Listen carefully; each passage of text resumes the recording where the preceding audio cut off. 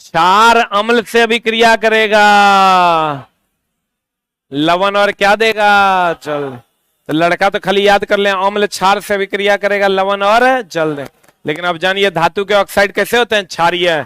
क्षार अम्ल से अभिक्रिया करेगा, लवण और जल। या यहां देता क्षार अधातु के ऑक्साइड, तो अधातु के ऑक्साइड फिर अम्लीय हो जाता, तो क्षार अधातु के ऑक्साइड से भी अभिक्रिया करेगा, लवण और जल। लेकिन जब धातु अम्ल से अभिक्रिया करेगा, धातु के ऑक्साइड अम्ल से अभिक्रिया करेगा, बस एक रे डिफरेंस है। बोलन रे, चला पते नहीं चलता कि रिजल्ट हमारा हो का ही नहीं रहा है। घर जाता है बाद में पता चलता, अरे साला हाइड्रोजन जल हो गलो, एक नंबर से ना हो लो।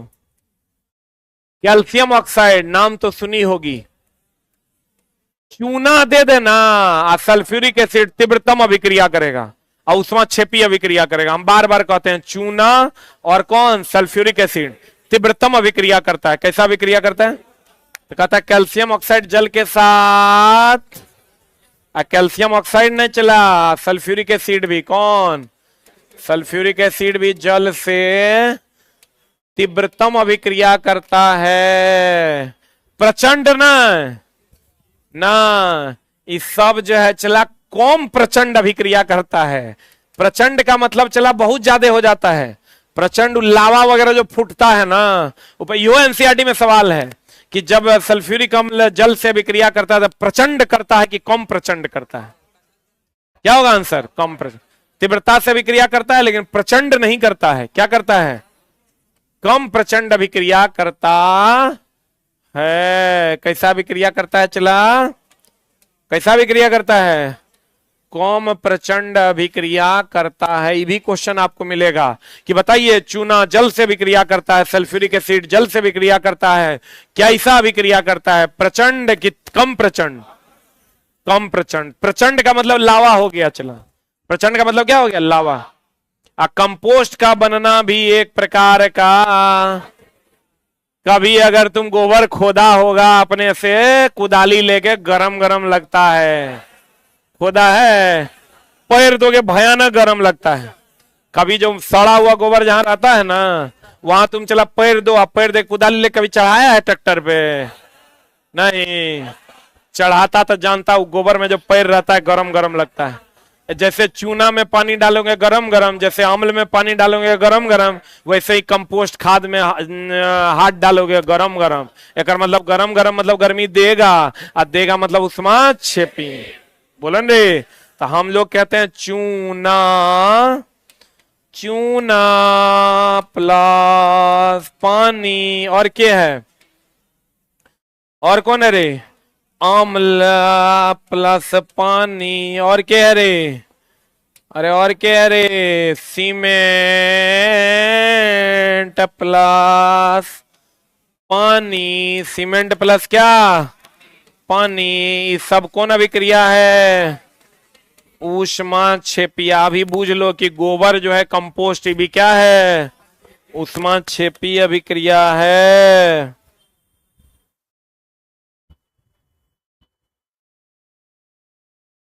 एगो भाई मेरा पूछ रहा है साइंस का कौन सा बुक लें बताइए, पूरा दुनिया को पता है, एकरा पते नहीं है। किताब का नाम है चला एसके झा सामान्य विज्ञान। इस 700 वन लाइनर जाने के बाद पूरे भारत में इससे बेहतर किताब नहीं रह जाएगा। कंपो अभी भी नहीं है। अभी कितने लोगों के रूम में है किताब एसके झा सामान्य विज्ञान, इस जलवा है अपना। उसके बिना लोगों का रूम अधूरा है। किसी रूम में चला अभी जो सिचुएशन है करंट, कोई किताब रहे ना रहे एसके झा सामान्य विज्ञान रहबे करेगा। अभी कुछ नहीं, 700 वन लाइनर अभी डालेंगे, नया एडिशन निकालेंगे और तब चला 100 पर आई तो हम पढ़ाई दे रहे हैं, इतना हम पढ़ाई ना दे रहे हैं, कंप्लीट अगर आप पढ़ लो। कंपोस्ट का बनना भी एक प्रकार का क्या है, ऊष्मा क्षेपी। चूना जल से भी क्रिया करेगा, अम्ल पानी से भी क्रिया करेगा, सीमेंट पानी से भी क्रिया करेगा। कौन अभिक्रिया, ऊष्मा क्षेपी ना। कैल्शियम ऑक्साइड जल से, H2SO4 जल से। तीव्रतम, तीव्रतम में भी प्रचंड की कम प्रचंड, बाहरे चला। फेरस सल्फेट, ये तो महा भी आए। ये जो ई क्वेश्चन जो तोरा दिखता है एनसीईआरटी का लाइन है, इसीलिए दिखता है। अधिकतर तोरा दिखता होगा फेरस सल्फेट को जब गर्म करेंगे तो Fe2O3 SO2 और SO3 में बदलेगा। मिला ही question. Ferric oxide, sulphur dioxide, sulphur trioxide, मिलेगा ही क्वेश्चन, एनसीईआरटी का है। और इस बार भी एग्जाम में पूछा था, फेरस सल्फेट के क्रिस्टल को गर्म करने पर यह हरे रंग का फेरिक ऑक्साइड में चेंज हो जाता।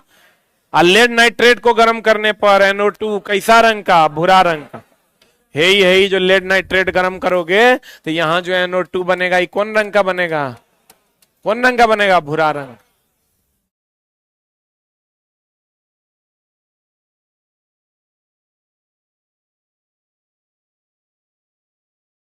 जितना एनसीईआरटी में उतने पूछा है ग्रुप डी में।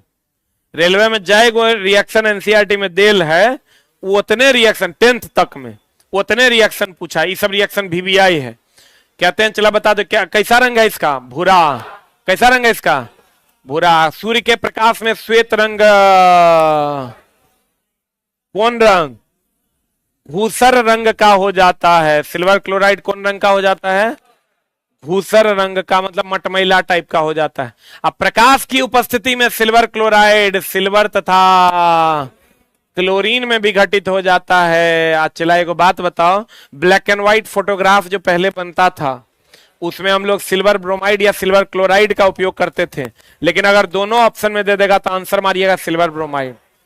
बोलन रे, ब्लैक एंड व्हाइट फोटोग्राफी होता था ना, जिसको हम लोग श्याम श्वेत कहते हैं। श्याम मतलब ब्लैक और श्वेत मतलब पीला। ये हो गया ब्लैक एंड व्हाइट फोटोग्राफी में हम लोग सिल्वर क्लोराइड और सिल्वर ब्रोमाइड का उपयोग करते थे, लेकिन इसमें मुख्य रूप से किसका? अगर दोनों में से कोई एक चुनना होगा तो क्या चुनेंगे? सिल्वर ब्रोमाइड, क्योंकि मुख्य रूप से हम लोग किसका उपयोग करते हैं? Silver bromide. लेकिन ब्लैक एंड व्हाइट श्याम श्वेत देता था, लड़का कहता ई कोची है? श्याम मतलब काला, श्वेत मतलब सफेद। ब्लैक एंड व्हाइट फोटोग्राफी में हम लोग इसका उपयोग करते हैं। और हाइपो का भी, किसका? सोडियम थायोसल्फेट जिसको कहते हैं। इसमें लिख लो, ब्लैक एंड व्हाइट फोटोग्राफी में हम लोग हाइपो का प्रयोग करते हैं। किसका रे? हाइपो, जिसको हम लोग सोडियम थायो सल्फेट के नाम से जानते हैं। जल्दी लिख।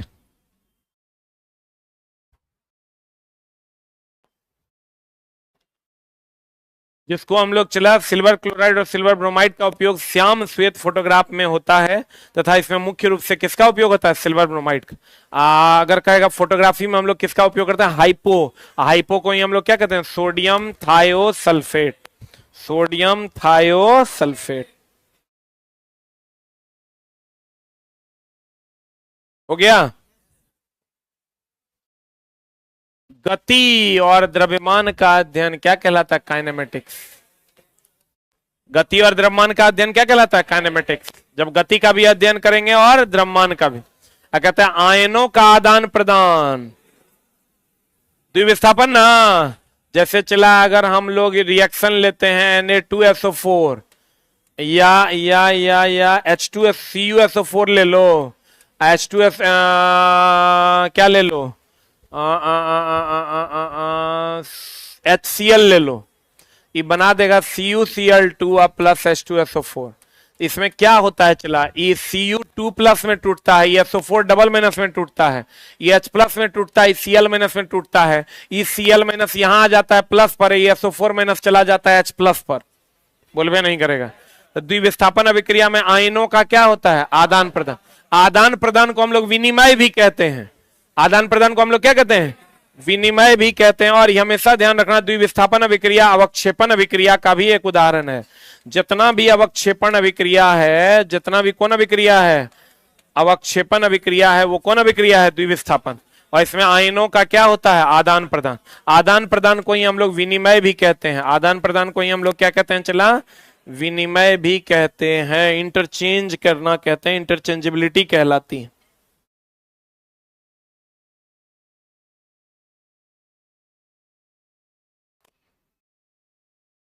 हो गया। आयनों का आदान प्रदान, द्विविस्थापन अभिक्रिया, द्विविस्थापन अभिक्रिया कौन अभिक्रिया है? अवक्षेपण अभिक्रिया। इस सब से चला ना तो बहुत स्ट्रांग हो जाएगा और तुमको चीजें समझ में बहुत तेजी से आने नहीं लगेगी, बहुत तेजी से आने लगेगी। जब आप क्वेश्चन बनाइएगा ना तो वैसी चीजें जो अन्य बच्चों को नहीं समझ में आएगा वो चीजें आप समझने में सक्षम होइएगा। हो गया? अरे हुआ। कॉपर ऑक्सीजन से अभिक्रिया करके कैसा रंग देता है? काला रंग। CuO प्राप्त करता है। कौन प्राप्त करता है? चला, कॉपर ऑक्सीजन से प्रतिक्रिया करता है तो CuO प्राप्त करता है और नीला भी देता है। कैसा रंग देता है?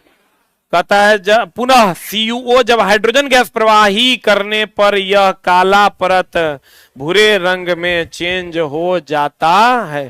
पहले Cu जब O2 से विक्रिया करेगा तो कैसा रंग देगा? काला। और जब फिर ओकरा CuO बनाएगा, CuO को फिर हाइड्रोजन से विक्रिया करवाइएगा तो कैसा रंग दे देगा? कैसा रंग देगा? भूरा। अब फिर ही कुछ समय रहेगा तो कैसा रंग दे देगा? हरा। कैसा रंग दे देगा? यानी कॉपर पहले ऑक्सीजन से विक्रिया करेगा, कैसा रंग देगा? काला। कैसा? काला। काला जब फिर ये CuO हाइड्रोजन से विक्रिया करेगा तो कैसा दे देगा? भूरा। अब भूरा फिर कुछ समय रहेगा तो क्या दे देगा? हरा। ई चला इस बार का बिहार दरोगा का क्वेश्चन है। और यह अभिक्रिया कैसी होती है? प्रत्यावर्ती। प्रत्यावर्ती मतलब रिवर्सिबल। प्रत्यावर्ती मतलब रिवर्सिबल। देख लो, CuO जब हाइड्रोजन से विक्रिया करेगा Cu प्लस H2O देगा। और ये अभिक्रिया जो चला है ये रेडॉक्स अभिक्रिया। रेडॉक्स अभिक्रिया उसे कहते हैं जिसमें ऑक्सीकरण अवकरण दोनों हो, जिसमें ऑक्सीकरण भी हो एंड कौन हो? अवकरण भी हो। अब बोलो ऑक्सीकरण अवकरण। ऑक्सीजन में ऑक्सीजन का जुटना ऑक्सीकरण, ऑक्सीजन का हटना अवकरण। ये पता है ना? चला, ऑक्सीकरण किसको कहते हैं और अवकरण किसको कहते हैं? इसमें ऑक्सीजन जुटता है, हाइड्रोजन हटता है। इसमें ऑक्सीजन हटता है, हाइड्रोजन जुटता है। बढ़िया से देखो क्या ये दोनों क्रियाएं हो रही है। ये देखो चला, यहां से ऑक्सीजन हट रहा है कि जुट रहा है? यहाँ ऑक्सीजन हट रहा है और यहाँ ऑक्सीजन जुट रहा है। तो ऑक्सीजन हट रहा है तो अवकरण, ऑक्सीजन जुट रहा है तो ऑक्सीकरण। ऑक्सीजन जुट रहा है ऑक्सीकरण, ऑक्सीजन हट रहा है अवकरण। ऑक्सीकरण अवकरण दोनों हो जाएगा तो उसको रेडॉक्स। रेडॉक्स है कि नहीं है? एनसीईआरटी में ही रिएक्शन दिया हुआ है। अरे समझा मेरा बात? जैसे चला ऑक्सीजन जुड़ना ऑक्सीकरण, ऑक्सीजन का हटना अवकरण। इसमें तुम देखो ऑक्सीजन हट भी रहा है और ऑक्सीजन जुट भी रहा है। इसका मतलब ऑक्सीकरण अवकरण दोनों ना है। ऑक्सीकरण अवकरण दोनों है तो कौन रिएक्शन है? रेडॉक्स। कौन रिएक्शन है? कौन रिएक्शन है? रेडॉक्स अभिक्रिया का एक उदाहरण है। क्लियर है? बोलो रे। आज की कार्रवाई यहीं तक। एक मिनट होल्ड डाउन। कल की कक्षा अपने नियमित समय पर है, ठीक ना? अरे एक मिनट रुक जा। कितने लोग कल घर जा रहे हैं दिन में? कितने लोग नहीं जा रहे हैं कल? Very good. कल की कक्षा अपने नियमित समय पर संचालित की जाएगी, ठीक ना? कल क्लास होगा। हो सकता है कि उसके बाद भी हो। नहीं, थैंक यू वेरी मच। ये चला तुम समझ लो, ये एनसीईआरटी के बाद तुम्हारा जो क्वेश्चन का लेवल हो जाएगा पकड़ने का बहुत ज्यादा